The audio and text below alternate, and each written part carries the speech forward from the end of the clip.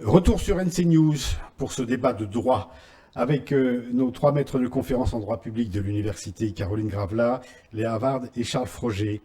Samedi dernier, 10 000 personnes ont manifesté devant les grilles du Haut-Commissariat à l'appel de l'association Un cœur, une voix, créée pour défendre le droit des exclus. On estime à un peu plus de 40 000 le nombre d'électeurs qui ne peuvent participer au provincial, au référendum ou aux deux.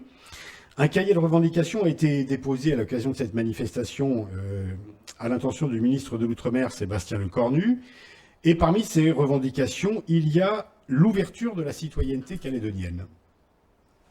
Sur ce point précis, comment les choses, si elles le devaient, comment les choses pourraient-elles changer? Comment la citoyenneté pourrait-elle être ouverte avant la fin du processus, avant le 3e référendum, si c'était possible? Qui répond? Caroline. On peut déjà revenir sur comment on en est arrivé là. Oui. Donc le corps électoral provincial, on parle du provincial là. Donc il a été mis en place par l'accord de Nouméa. Oui. Et donc deux conditions pour être inscrit sur ce corps électoral. Une durée de résidence de 10 ans et un litige sur le point de savoir s'il fallait être établi en Nouvelle-Calédonie avant novembre 1998 ou pas. Donc là, il y a un litige dans l'interprétation ou la compréhension, la négociation de l'accord de Nouméa, on ne sait pas trop. Mais toujours est-il qu'en 2007, la Constitution a été modifiée pour imposer donc cette condition d'établissement en Nouvelle-Calédonie avant novembre 1998. Absolument. Et l'histoire nous dira peut-être, dans 20, 30 ou 40 ans, comment nous sommes passés d'un corps électoral glissant tel qu'il semblait être prévu par l'accord à un corps électoral gelé. L'accord est quand même pas clair sur ce sujet-là. Mais non.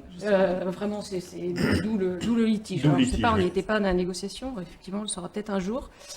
Et donc aujourd'hui, on a l'accord de Nouméa, on a la Constitution, article 77, qui donc a eu pour effet de figer le corps électoral donc aux personnes établies en Nouvelle-Calédonie avant 1998. Donc pour l'ouvrir aujourd'hui, il faut changer la Constitution. Il faut changer la Constitution. Et pour changer la Constitution, à la limite, on pourrait peut-être même considérer qu'il faut modifier l'accord de Nouméa, mais comme il n'est pas clair, on peut dire ok, il faut juste changer la Constitution.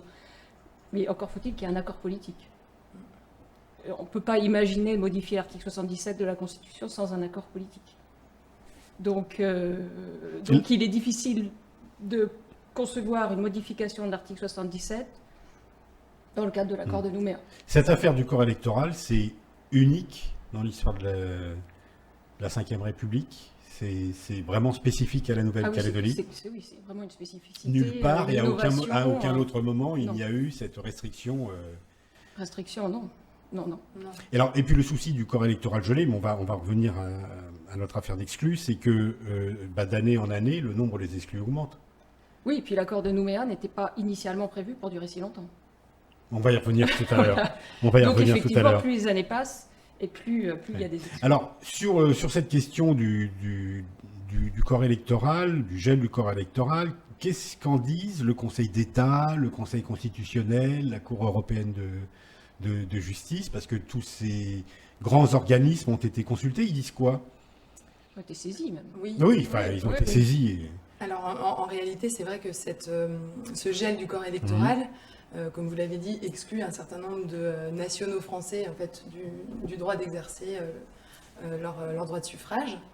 Et cette particularité calédonienne, du point de vue du Conseil constitutionnel, il n'y a pas de difficulté puisque cette disposition a elle-même valeur constitutionnelle. Donc c'est la Constitution qui prévoit ce gel du corps électoral. En revanche, un litige avait été porté devant la Cour européenne des droits de l'homme qui s'était prononcée en 2005 sur cette question donc, de la restriction du corps électoral des élections provinciales. Et en fait, la Cour européenne des droits de l'homme avait expliqué que cette restriction d'exercice du droit de suffrage ne portait pas atteinte aux droits fondamentaux garantis par la Convention européenne des droits de l'homme, parce que en réalité, ce dispositif s'inscrit dans le cadre d'un processus de décolonisation d'un territoire et surtout un processus qui est transitoire. Et c'est vraiment cette notion de transitoire liée, encore une fois, à un processus donc, de décolonisation qui permet de justifier en fait, cette atteinte à des droits fondamentaux. Donc c'est vraiment parce qu'on est dans le cadre d'un dispositif qui est amené à ne pas perdurer sous cette forme-là. Le souci, c'est que le transitoire, ça dure, quoi.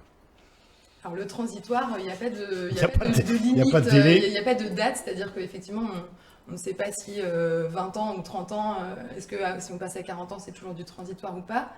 En tout cas, ce qui est sûr, c'est que l'accord de Nouméa lui-même n'a pas vocation à perdurer, c'est-à-dire qu'il prévoit lui-même son terme, alors sans fixer de date, mais en tout cas, c'est un texte, et donc toutes les dispositions qui sont à l'intérieur, dont le gel du corps électoral pour les élections provinciales, l'ensemble de ces dispositions n'ont pas vocation à perdurer sous cette forme-là. C'est vraiment un cadre juridique qui doit permettre à la Nouvelle-Calédonie de s'émanciper, d'évoluer, mais pour arriver à terme à autre chose.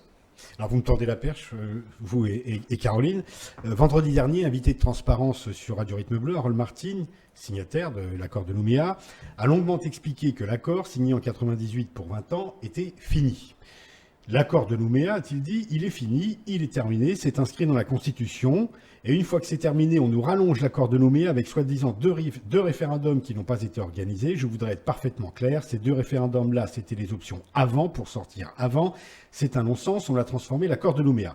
Bon, c'est pas très clair, j'en conviens, mais Harold Martin explique néanmoins que l'accord de Nouméa est fini, ce qui laisserait entendre ou supposer que toutes les dispositions prévues par l'accord, et notamment celle du corps électoral, elles tombent. Alors ma question elle est très simple, et je vous la pose à vous les juristes. L'accord de Nouméa, il est fini ou il n'est pas fini? Juridiquement, il n'est pas fini. Il n'est pas fini. On est d'accord. Parce que de toute façon, tant qu'il n'est pas abrogé, remplacé par quelque chose, il demeure. Mais politiquement, il n'avait pas été prévu pour durer si longtemps. Et au sein même de l'accord de Nouméa lui-même, d'ailleurs, prévoit que donc, il y a cette possibilité. Donc le premier référendum était obligatoire, les deux autres sont facultatifs. Mais peu importe qu'il y ait 1, 2 ou 3 référendums, dans tous les cas, l'accord de Nouméa prévoit que, à l'issue de ce processus référendaire, si aucune solution consensuelle n'est trouvée, les partenaires politiques se réuniront pour réfléchir à la suite, mais que l'accord de Nouméa, en attendant, jusqu'à ce qu'une solution politique soit trouvée, perdurera. Mais alors qu'est-ce qui fait qu'on a que justement cette différence d'appréciation entre le politique et le droit? Le politique dit c'est terminé, on avait signé pour 20 ans, on a calculé 20 ans, c'est fini. Et le droit qui dit non, ça continue. Peut-être que c'est lié au déclenchement du premier référendum, la date de déclenchement du premier référendum, puisque l'accord, ce qui était possible au regard de l'accord et de la loi organique, c'était de déclencher entre 2014 et 2018. Or, si on avait déclenché assez tôt, effectivement, le processus référendaire allant à son terme dans les 3 en prenant les 2 options, se finissait grosso modo en 2018. Donc on épuisait l'accord de Nouméa et on épuisait la durée de validité de l'accord. Tout le monde était d'accord, c'était merveilleux. Il n'y avait pas de débat sur la question de savoir s'il perdurait après 2018. Le fait est qu'il n'y a pas eu d'accord politique sur la question de déclencher le référendum au début du mandat qui le permettait, et donc on a déclenché le référendum à la fin. Et donc nécessairement, l'accord doit se poursuivre. Pourquoi? Puisque juridiquement, il ne pourrait pas s'appliquer si on considérait qu'il était fini en 2018. C'est-à-dire que ce que prévoit l'accord, les 2 options en particulier, ne pourrait pas s'appliquer si il se terminait en 2018. Donc en fait, ça serait un texte qui ne peut pas être applicable, qui se rend lui-même inapplicable, si je puis dire. C'est le politique lui-même qui a provoqué de droit quelque part, c'est en déclenchant bien sûr, oui, ils auraient pu raccourcir la durée de l'accord de Nouméa en décidant de déclencher le premier référendum dès que c'était possible, c'est-à-dire en 2014. C'est la logique d'ailleurs, me semble-t-il. Et si je me trompe, le Conseil d'État, dont on parle décidément beaucoup, avait été consulté sur cette question, non? Sur la question des élections provinciales de 2019. Effectivement, il a considéré que l'accord de Nouméa demeurait au-delà de 2018 et au-delà du premier référendum. Et que cette mandature provinciale s'inscrivait dans l'accord de Nouméa. Oui, en considérant quand même qu'elle pouvait ne pas aller à son terme. Puisque une solution, alors soit en cas de oui, l'indépendance, et à ce moment-là, ça met un terme au mandat des assemblées de province, ou même un nouveau statut.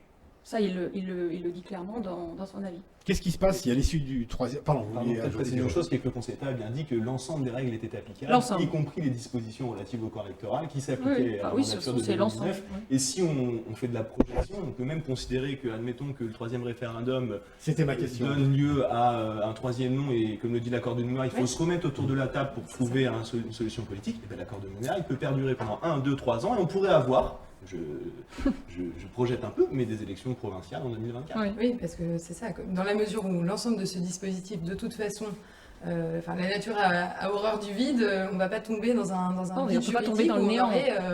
Aucune disposition juridique. Donc l'ensemble du dispositif continuera à s'appliquer jusqu'à ce qu'une nouvelle solution institutionnelle. Alors le Conseil d'État n'en parle pas de ça. Non, mais bon, c'est le même raisonnement. Donc clairement, l'accord de Nouméa se poursuit tant que c'est pas l'indépendance ou tant qu'il n'y a pas une solution débouchant sur la création d'un nouveau statut pour la Nouvelle-Calédonie. C'est ça. Les choses sont claires. Merci à tous les trois.